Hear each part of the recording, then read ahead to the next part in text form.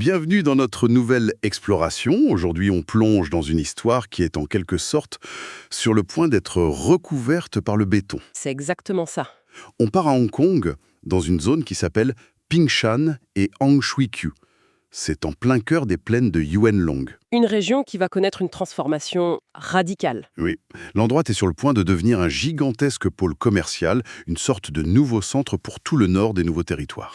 Et avant que tout ne change, il y a des histoires à sauver. Justement. Pour creuser tout ça, on s'appuie sur un rapport de recherche vraiment passionnant. Ça mélange des récits historiques, des légendes, des notes de terrain. C'est très complet.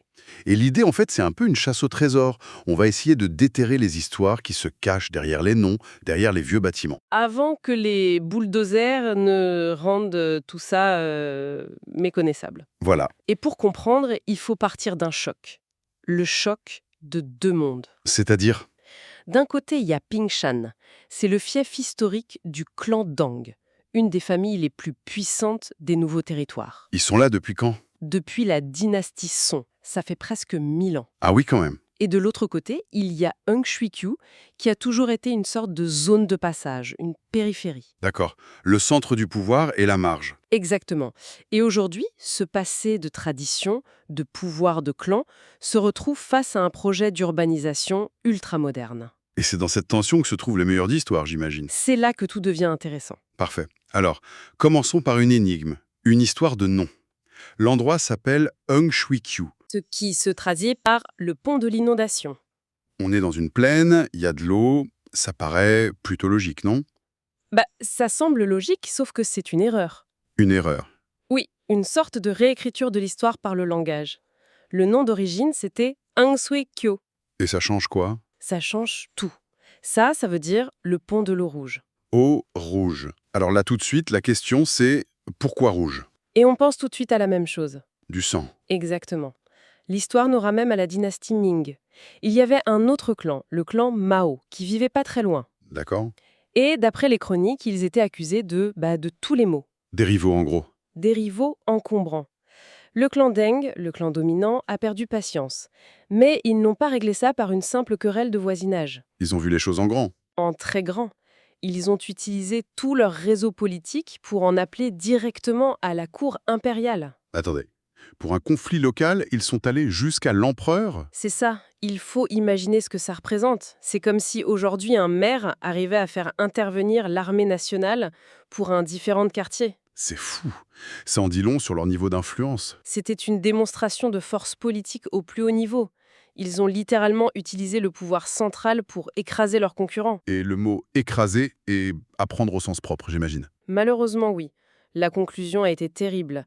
L'ordre de l'empereur était d'une clarté glaçante. C'était quoi? Châtier les 9 branches de la famille Mao. C'est un ordre d'extermination, purement et simplement. En gros, oui, les membres du clan Mao ont été encerclés par les soldats impériaux en tentant de s'enfuir, et ils ont été massacrés. Mon Dieu. Et leur sang a littéralement coulé dans la rivière. Ou le nom? Ruisseau de l'eau rouge? Et le pont qui l'enjambait est donc devenu le pont de l'eau rouge. C'est incroyable. Ça veut dire que le nom du lieu, que des milliers de gens utilisent tous les jours, est en fait un mémorial d'un massacre. C'est exactement ça. Et ce qui est encore plus fou, Quoi donc? c'est que ce ruisseau et l'emplacement du pont d'origine n'existent même plus. Ah non? Non. Ils sont enfouis sous le développement urbain, sous l'asphalte. L'histoire a été littéralement enterrée. Et le nom, lui, a été nettoyé en quelque sorte. On est passé de rouge, la couleur du sang, à inondation, un truc beaucoup plus neutre, naturel. Avec une forme d'amnésie collective.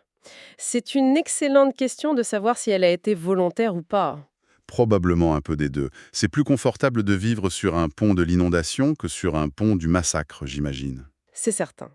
Mais le paysage garde ses cicatrices. Cette histoire de pouvoir et d'influence, on la retrouve aussi, mais d'une manière très différente et beaucoup plus visible, avec un autre bâtiment emblématique. Ah oui, la pagode Tui Sing Lao. Elle est magnifique. C'est la seule pagode ancienne encore debout à Hong Kong, Tout en briques vertes, hexagonale. haute de 13 mètres. Oui, mais ce n'est pas qu'un joli bâtiment. Si on pense que c'est juste un lieu religieux ou un ajustement de feng shui, on passe complètement à côté de l'essentiel. Ah bon? Qu'est-ce que c'est alors? En réalité, c'est un investissement. Un investissement stratégique du clan Deng. Un investissement. Dans quoi?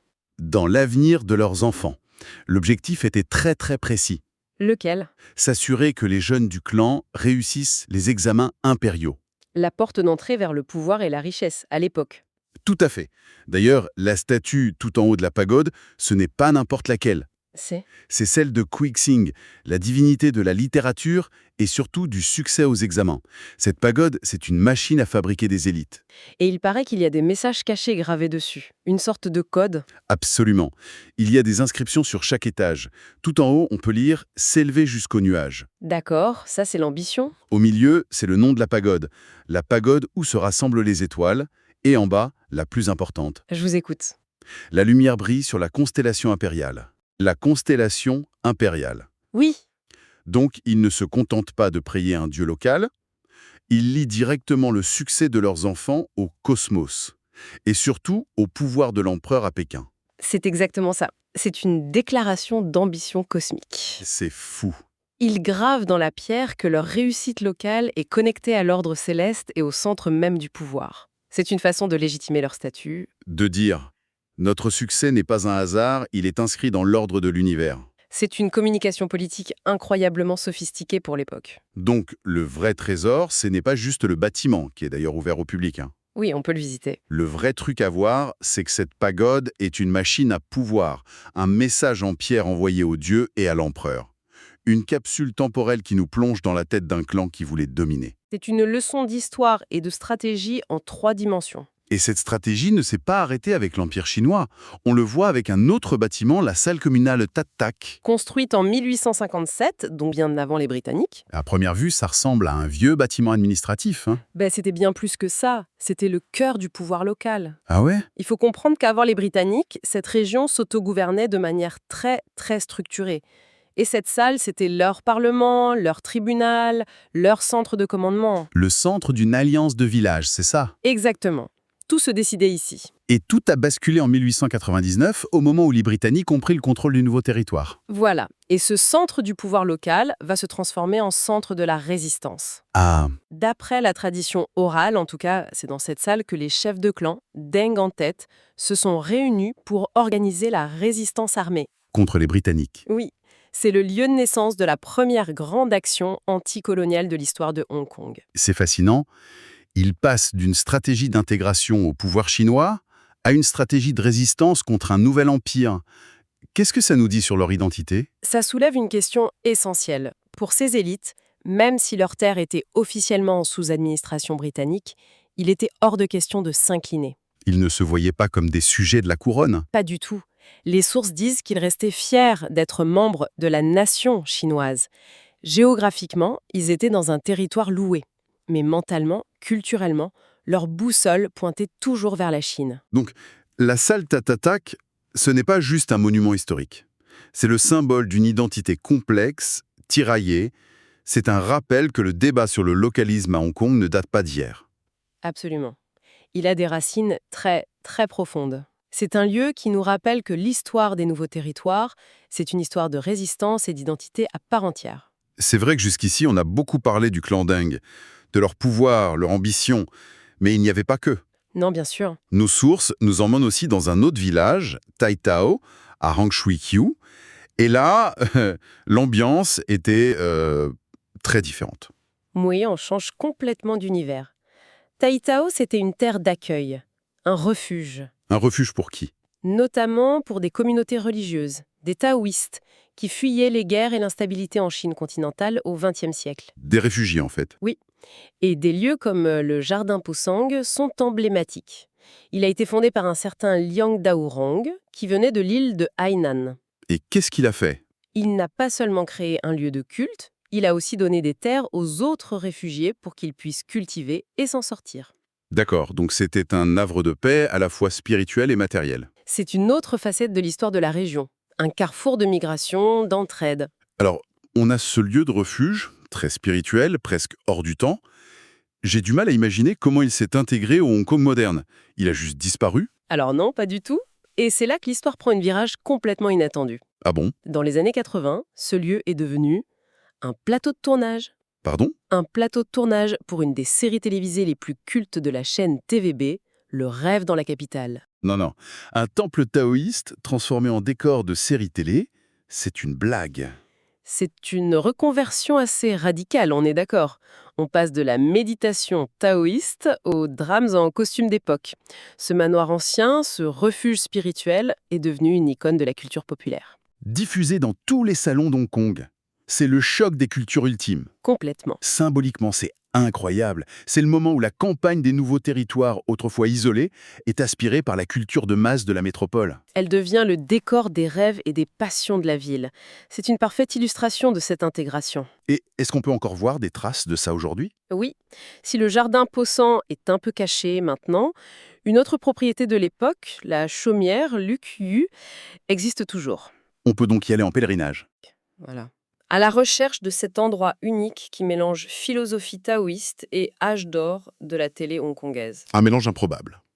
Et pour finir, revenons au clan Deng, mais au XXe siècle. On a vu comment ils ont construit leur pouvoir, comment ils ont résisté. Comment ont-ils vécu la modernisation?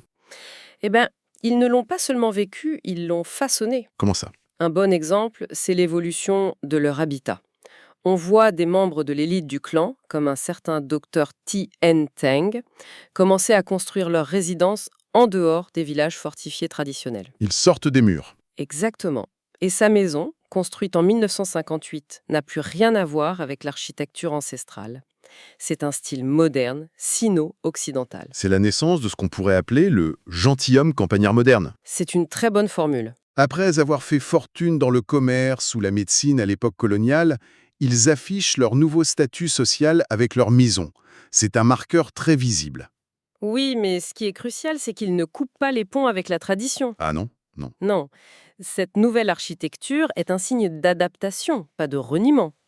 Par exemple, à sa mort, le docteur Tang est enterré selon la tradition, avec ses 2 épouses. D'accord. Donc ils trouvent un équilibre. Ils adoptent les codes de la modernité occidentale dans leur style de vie, dans leur architecture. Oui, mais ils conservent les structures familiales et les rituels du clan. Assassinant. C'est l'histoire de la façon dont les anciens migrants des nouveaux territoires ont non seulement subi la modernisation, mais y ont participé activement. Ils ont créé une forme de modernité hybride qui leur est propre. Et la preuve, ce sont ces vieilles demeures de style occidental qu'on peut encore trouver. Exactement. Elles ne sont pas dans les guides touristiques, mais elles racontent cette transition d'une société de clans à la Hong Kong métissée qu'on connaît. Alors si on résume, on a 5 couches d'histoire qui se superposent dans un même lieu. C'est ça. Un nom de lieu né d'un massacre. Une pagode construite par ambition politique. Une salle communale devenue QG de la résistance. Un refuge taoïste transformé en plateau de tournage. Et des villas modernes qui racontent l'adaptation d'un clan millénaire. C'est vertigineux. Et toutes ces histoires, toutes ces mémoires sont aujourd'hui menacées par ce projet de pôle commercial majeur. Le grand risque, c'est ça. C'est de ne voir cet endroit que comme un terrain à bâtir. Un espace vide à rentabiliser, en oubliant qu'il est une des sources de l'identité et de la culture de Hong Kong. La vraie valeur n'est pas que dans le prix du mètre carré. Ce qui nous laisse avec une dernière question, une pensée pour la suite. Une fois qu'on a effacé la mémoire sanglante du pont de l'eau rouge, qu'on a rasé les derniers vestiges du refuge taoïste, quel genre de nouveau pôle est-ce qu'on construit? Un espace efficace, rentable, mais sans âme. C'est la question. La vraie question, ce n'est pas de savoir s'il faut développer, mais comment on le fait sans tout effacer. Comment on intègre 5 siècles d'écho de l'histoire dans le béton et l'acier de demain, pour que le futur ne soit pas juste synonyme d'amnésie,